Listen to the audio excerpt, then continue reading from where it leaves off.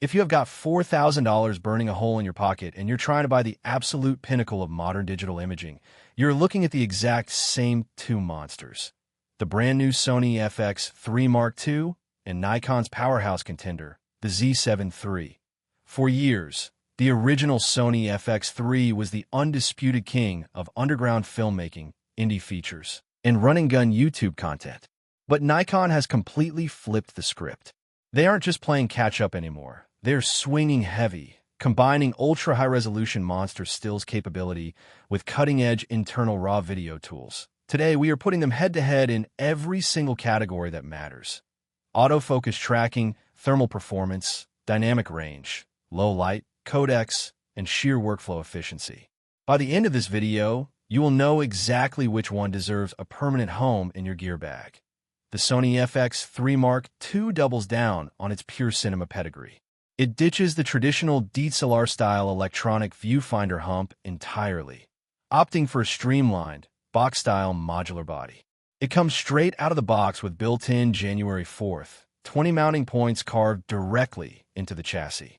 That means no more frustrating camera cages just to mount a top handle, an articulating monitor, or a wireless mic receiver. And speaking of handles, the removable XLR handle unit that ships with the Sony is an absolute game-changer for professional audio. You get dual full-size XLR inputs, physical audio gain dials right where your thumb rests, and pristine 4-channel audio recording capability without dangling messy external preamps. Now, let's look across the table at the Nikon Z7 III. Nikon took a completely different philosophy here, sticking close to their ergonomic masterpiece design language. The deep, contoured hand grip on the Z7 III is legendary for a reason. It fits human hands like an absolute glove. Even with heavy, native glass mounted up front, your hand never cramps. Unlike the FX3 Mark II, the Z7 III features a gorgeous, high-resolution electronic viewfinder, EVF. If you are a hybrid shooter who loves switching back and forth between eye-level high-res photography and low-angle video work, having that EVF built right in the body is invaluable, especially when tracking subjects under harsh, glaring midday sunlight where rear LCD screens become totally washed out. However, when you mount the Z7 III onto a video rig, you immediately have to start adding adapted brilliantly for video, whereas the Sony was engineered from the very silicon up to live inside a cinema workflow. Base plates, L brackets, or full cages to secure your accessories.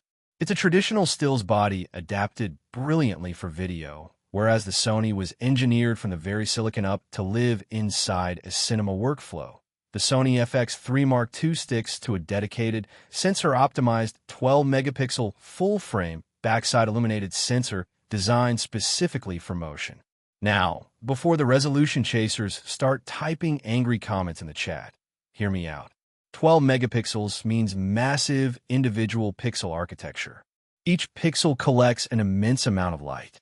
This translates directly to class-leading, mind-blowing low-light performance. When the sun goes down and you push the FX3 Mark II into ISO 12800 or even ISO 32000, the footage remains remarkably clean. Fixed pattern noise is virtually non-existent, and shadow recovery is frighteningly smooth. For documentary shooters, event videographers, and low-light night scene creators, the Sony sensor is pure black magic. Plus, it reads out data blindingly fast, virtually eliminating rolling shutter artifacts even when you're whipping the camera around on a fast gimbal pan. When it comes to video dynamic range, both cameras deliver well over 14 stops of usable latitude when shooting in their respective flat log profiles, Sony's S-Log 3 and Nikon's N-Log.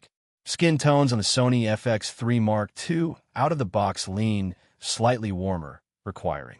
System remains bulletproof. Sony's AI-powered real-time tracking autofocus is widely considered the gold standard of the entire camera industry.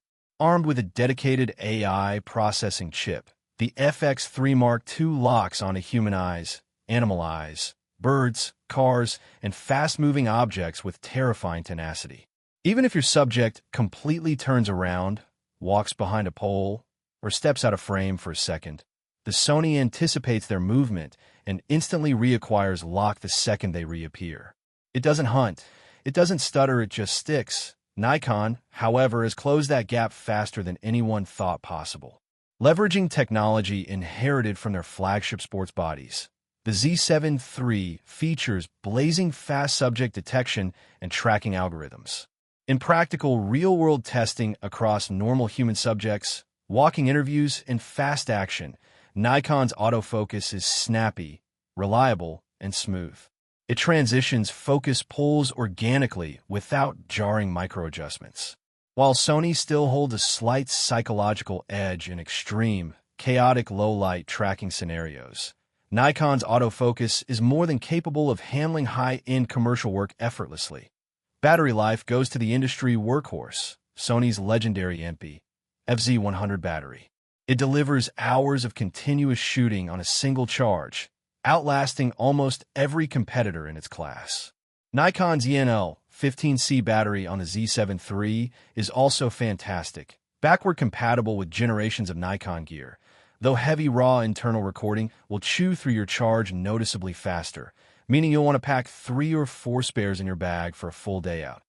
Hit that subscribe button, give this video a massive thumbs up, and I will catch you in the next review.